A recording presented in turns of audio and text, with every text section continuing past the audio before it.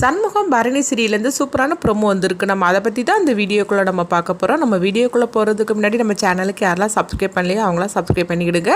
பக்கத்தில் உள்ள பெல் பட்டனை கிளிக் பண்ணுங்கள். வாங்க வீடியோக்குள்ளே போகலாம். பரணியை தான் காட்டுறாங்க. பரணி வந்து சண்முகத்தில் சொல்கிறாங்க, அறிவழகனை வந்து சீக்கிரமாக போய் அழைச்சிட்டு வர வேண்டாமா அப்படிங்கும்போது, எங்கள் பார் பரணி, அந்த வேலையை நான் பார்த்துக்கிடுதேன், நீங்கள் வந்து எல்லோரும் கிளம்பி அங்கே வந்துருங்க அப்படின்னு சொல்லவும் உடனே பரணியே சரி அப்படிங்கிறாங்க. அப்போ பார்க்கும்போது இசைக்கு வந்து பரணிக்கு ஃபோன் பண்ணுறாங்க. என்னடி நீ உன் மனசில் நினச்சிட்டு இருக்கிற அப்படின்னு சொல்லி கேட்டுட்டு இருக்கவும், என்னாச்சு உனக்கு அப்படின்னு சொல்லி கேட்கும்போது, ஆமாம் உன் வீட்டில் வந்து ஒரு கல்யாணம் தான் நடந்துதா என்ன, 2 கல்யாணம் நடந்துச்சுதுல, அப்படி இருக்கும்போது வீராவையும் சிவபாலனையும் நீ எப்படி மறந்த, அவங்க 2 பேரையும் மட்டும் ஊர்வலத்துக்காக வந்து அழைச்சிட்டு வரணும்னு சொல்லிட்டு முடிவு பண்ணியிருக்கிறீங்க, ரத்னாவையும் அறிவழகனையும். அப்படி இருக்கும்போது வீராவையும் சிவபாலனையும் நீ எப்படி மறந்த அப்படின்னு சொல்லி கேட்டுட்டு இருக்கவும் உடனே பரணி சொல்லிட்டு இருக்கிறாங்க, இப்போ உனக்கு என்ன தாண்டி பிரச்சனை அப்படிங்கும்போது, இங்கே பாரு மாமாவும் அத்தையும் இங்கே தான் இருக்கிறாங்க அப்படின்னு சொல்லிட்டு முத்துப்பாண்டியும் பாக்கியத்தையும் சொல்லிட்டு இருக்கிறாங்க. நீ அவங்ககிட்டே பேச அப்படிங்கும்போது இப்போ பாக்கியாவும் சொல்கிறாங்க, ஆமாம் பரணி என்னதான் நீங்கள் முடிவு பண்ணியிருக்கிறீங்க, அவங்க 2 பேரையும் மட்டும் ஊர்வலம் அழைச்சிட்டு போனால் எப்படி ஆக்கும், என் மக சிவபாலனையும் வீராவையும் ஒன்று சேர்த்து வைக்க வேண்டாமா, அவங்கள மட்டும் மறந்துட்டிங்களா என்ன அப்படின்னு சொல்லி கேட்டுட்டு இருக்கும்போது இப்போ பரணி சொல்கிறாங்க, நான் என்ன வேண்டானா சொல்கிறேன், என்ன பண்ணுறதுக்கு, வீரா தான் இப்படி பதமாக இருந்துட்டு இருக்காளே, சரி நான் சொல்கிற மாதிரிக்கு செய்கிறீங்களா அப்படின்னு சொல்லவும் உடனே நீ சொல்லு அப்படிங்கிறாங்க. உடனே பரணி பார்த்தோம்னா ஒரு திட்டத்தை போட்டு கொடுக்குறாங்க, இந்த மாதிரிக்கு செஞ்சிங்கன்னா கண்டிப்பாக வந்து அவங்க 2 பேரையும் நம்ம ஊர்வலத்துக்கு அழைச்சிட்டு போயிடலாம் அப்படின்னு சொல்லவும் உடனே பாக்கியாவும் முத்துப்பாண்டி இசைக்கு 3 பேருமே வந்து ரொம்பவே சந்தோஷப்பட்டுட்டு இருக்கிறாங்க. அடுத்து பார்த்தோம்னா இவங்க சிவபாலனை தான் காட்டுறாங்க. இப்போ முத்துப்பாண்டி வந்து சொல்லிட்டு இருக்கிறாங்க, அங்கே போடா அந்த பட்டு வஷ்டி சட்டையெல்லாம் போய் உடுத்துட்டு வா அப்படிங்கும்போது, நான் இதுக்காக உடுத்துட்டு வரணும், ஊர்வலம் அறிவழகனுக்கும் ரத்னாவுக்கும் தானே, என்னமோ எனக்கு தான் ஊர்வலம் நடத்துகிற மாதிரிக்கு நான் இதுக்காக பட்டு வஷ்டி சட்டையெல்லாம் உடுத்துட்டு வரணும் அப்படிங்கும்போது, இங்கே பாரு நான் சொன்னோம்னா ஒரு காரணம் இருக்கும், நீ அதை போய் செய்ய அப்படின்னு சொல்லவும் உடனே சரின்னு சொல்லிட்டு சிவபாலனும் வந்து பட்டு வஷ்டி சட்டையெல்லாம் உடுத்துட்டு வராங்க.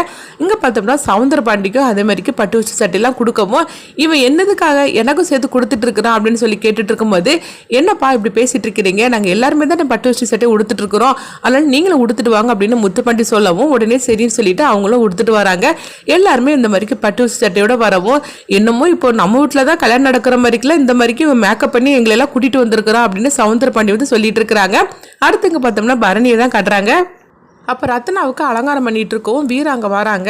உடனே வீரா வந்ததுமே பரணி சொல்லிட்டு இருக்கிறாங்க, அங்கே பாரு உனக்காக வந்து அங்கே பட்டுப்புடவைலாம் வச்சிருக்கிறேன், அதை போய் எடுத்து கட்டிட்டு வா, அடுத்தது உனக்கு தான் நான் அலங்காரம் பண்ண போகிறேன் அப்படிங்கும்போது, எனக்கு எதுக்காக நீ அலங்காரம் பண்ணுற, ரத்னாவும் அறிவழகனும் தானே ஊர்வலத்துக்கு போக போகிறாங்க, அப்புறமா எனக்கு எதுக்கு அலங்காரம் அப்படிங்கும்போது, இங்கே பாரு அவங்களுக்கு ஊர்வலமாக இருந்தாலும் நம்மளும் அவங்க கூட தானே போகிறோம், அதனால நம்ம எல்லாருமே இந்த மாதிரி தான் மேக்கப் பண்ணிட்டு போனோம், நான் சொல்கிறது செய் அப்படிங்கவும் உடனே வீராவும் பட்டுப்புடவை கட்டிட்டு வரவோ அப்புறம் அவங்க பரணி வந்து அவங்களுக்கு அலங்காரம்லாம் பண்ணிகிட்டு இருக்கிறாங்க.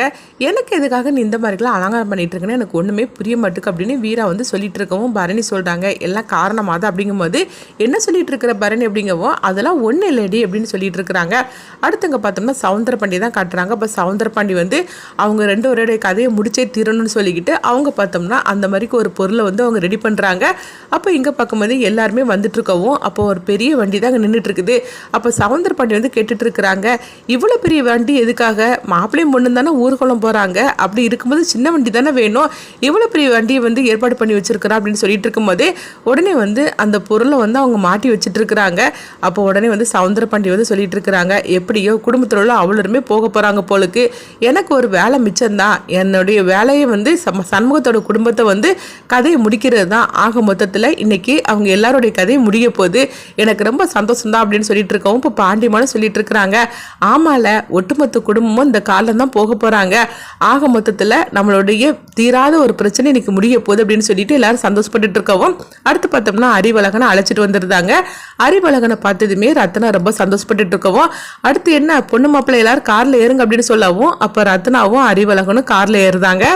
அடுத்ததாக பார்த்தோம்னா பாக்கியா வந்து காரில் ஏற போகும்போது உடனே சவுந்தரபாண்டி வந்து தடுக்கிறாங்க, ஐயோ நீ எதுக்காக இந்த காரில் ஏறுது அப்படிங்கும்போது அப்போ சண்முகம் சொல்கிறாங்க, என்ன மாமா அப்படி நினச்சிட்டு இருக்கிற, நம்ம குடும்பத்தில் உள்ள அவ்வளோரும் ஒரே காரில் போகிறதுக்காக தானே நான் இவ்வளோ பெரிய காரை ஏற்பாடு பண்ணி வச்சிருக்கிறேன், நீ என்னென்னா அப்படி தடுத்து நிறுத்திட்டு இருக்கிற அப்படிங்கும்போது, ஐயோ பாக்கியா நான் சொல்கிறது கேளு, இவன் ஒன்றும் ஏற்பாடு பண்ணின கார்லாம் நீ போக வேண்டாம், வா நம்ம கார்லேயே போகலாம் அப்படின்னு சொல்லும் போது, என்னங்க எப்போ பார்த்தாலும் நம்ம காரில் தானே வந்துட்டு போகிறேன், இன்னைக்கு ஒரு நாள் அது நான் என் குடும்பத்தோடு நான் இருக்க போகிறேன், அதனால நான் உங்கள் பேச்சை நான் கேட்க மாட்டேன் போங்க அப்படின்னு சொல்லிட்டு பாக்கியா இசைக்கு முத்துப்பாண்டின்னு எல்லாருமே அந்த கார்ல ஏறிட்டு இருக்கிறாங்க. சவுந்தரபாண்டி வந்து ரொம்பவே பதட்டம் அடைகிறாங்க, ஐயோ என் குடும்பம் மொத்தமும் இந்த வண்டியிலலாம் ஏறி போயிட்டு இருக்கிறாங்க. இப்போ என்ன பண்ணுறதுக்கு தெரியல அப்படின்னு சொல்லும்போது இப்போ சிவபாலன் வந்து காரில் ஏறுறதுக்காக போகும்போது சிவபாலனை சவுந்தரபாண்டி வந்து தடுக்கிறாங்க.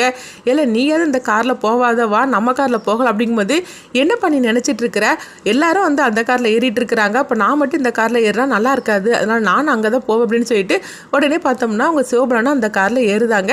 அங்கே உள்ளே போகும்போது எல்லாருமே ஜோடி ஜோடியாக உட்காந்துருக்கோம். வீரா வந்து ஒரு சீட்டில் உட்காந்துருக்கும் போது உடனே பரணி வந்து சிவபாலன் என்ன பார்த்துட்டு இருக்கிற, நீ அங்கே போய் உட்கார் அப்படின்னு சொல்லவும் உடனே சிவபாலன் வந்து வீரா கிட்ட உட்காரதுக்கு தயங்கி போய் நின்றுட்டு இருக்கிறாங்க. அப்போ வீரா வந்து மறைச்சு பார்த்துட்டு இருக்கும்போது என்னது இங்கே தான் இடம் இல்லை, அந்த இடம் மட்டும் தான் வந்து காலியாக கிடக்குது, அதனால் அங்கே போய் உட்கார் அப்படிங்கவும் உடனே வந்து அவங்க வீரா வந்து சொல்லிட்டு இருக்கிறாங்க, அதெல்லாம் ஒன்றும் வேண்டாம் கனி, நீங்கள் வந்து உட்காரு, அங்கே போய் சிவபாலன் உட்காரட்டும் அப்படிங்கும்போது உடனே கனி சொல்லியிருந்தாங்க, என்னாலெல்லாம் இந்த சீட்டை விட்டுலாம் மாறிலாம் உட்கார முடியாது, நான் அந்த இடத்த பிடிச்சிட்டு அப்படின்னு சொல்லவும் வேறு வழி இல்லாமல் வீரா பேசாமல் அமைதியாக இருக்கிறாங்க. சிவபாலனும் பக்கத்தில் உட்காந்துடவும் அப்போ பரணி பார்த்து ரொம்ப சந்தோஷப்பட்டு இருக்கிறாங்க. இதை பார்த்துட்டு முத்துப்பாண்டி இசைக்கும் சந்தோஷப்பட்டு இருக்கிறாங்க. உடனே சிவபாலன்ட்டு வந்து அவங்க கண்ணை காட்டுறாங்க. இசைக்கு அவகிட்ட பேசுன்னு சொல்லிட்டு அவங்க கண்ணை காட்டிட்டு இருக்கிறாங்க. அடுத்து பார்த்தோம்னா சண்முகமும் வந்து வண்டியில் ஏறினதுக்கு அப்புறமா வண்டி வந்து கிளம்பிடுது. இங்கே பார்க்கும்போது சவுந்தரபாண்டி ரொம்பவே பதட்டத்தோடு இருக்கிறாங்க. ஐயோ சண்முகத்தோட குடும்பத்தோட கதையை முடிக்கணும்னு சொல்லிட்டு நம்ம ஒரு திட்டம் போட்டோம்னா இப்போ என்னன்னா என் குடும்பத்தோட மொத்த கதையை அவன் முடிச்சுப்பான் போலுக்கு, இப்போ என்ன பண்ணுறதுக்கு தெரியலன்னு சொல்லிட்டு ரொம்பவே பதட்டப்படவும் இப்போ என்ன இப்படியாவது அந்த காரை போய் நம்ம நிறுத்தியே ஆகணும் அப்படின்னு சொல்லும்போது என்னங்க நீங்கள் சொல்லிட்டு இருக்கிறீங்க, அந்த காரில் தான் பொருளை வச்சாச்சுல்ல, இன்னும் போல நம்ம ஒன்றும் பண்ண முடியாது அப்படின்னு சொல்லிட்டு இருக்கவும் இப்போ என்ன பண்ணுறதுக்கோ தெரியலையே அப்படின்னு சொல்லிக்கிட்டு சவுந்தரபாண்டி வந்து ரொம்பவே பதட்டம் அடைகிறாங்க. அடுத்து என்னடா பார்த்துட்டு இருக்கிற, இப்போ காரை ஏடு அப்படின்னு சொல்லிட்டு சவுந்தரபாண்டி வந்து அந்த காரை ஃபாலோ பண்ணிட்டு அவங்க போயிட்டு இருக்கிறாங்க. அடுத்து பார்த்தோம்னா கொஞ்ச நேரத்தில் அங்கே ஒரு இளநீ கடை வருது. அப்போ எல்லாரும் வந்து கனி வந்து சொல்லிட்டு இருக்கிறாங்க, அண்ணன் நம்ம எல்லாரும் இளநீ குடிக்கலாம் அப்படின்னு சொல்லிட்டு இருக்கவும் உடனே சரின்னு சொல்லிட்டு காரை நிறுத்துறாங்க. எல்லாருமே இறங்கி போய் எங்கள் இளநீ குடிச்சிட்டு இருக்கும்போது அப்போ வந்து சவுந்தரபாண்டி ரொம்பவே பதட்டத்தோடு இருக்கிறாங்க. சண்முகம் வந்து சவுந்தரபாண்டிக்கு ஃபோன் பண்ணுறாங்க, என்ன மாமா எங்களை ஃபாலோ பண்ணி வந்துட்டு இருக்கிறியான்னு சொல்லி கேட்டுட்டு இருக்கும்போது என்னல எதுக்காக ஃபோன் பண்ணி உயிரை வாங்கிட்டு இருக்கிற அப்படிங்கும்போது இல்லை எங்களுக்காக ஒரு பொருளை நீ வச்சிய காரு கடியில், இப்போ அந்த பொருள் வந்து உன் காரு கடியில் தான் இருக்குது மாமா, வேணும்னா நீ தப்பிச்சுக்கோ அப்படின்னு சொல்லவும் இதை கேட்டதுமே சவுந்தரபாண்டிக்கு அப்படியே ஆட்டம் கண்டுறாங்க. ஐயோ சனியா காரை விட்டு இறங்குடா அப்படிங்கும்போது என்னங்க ஐயா என்னாச்சு அப்படிங்கிறாங்க.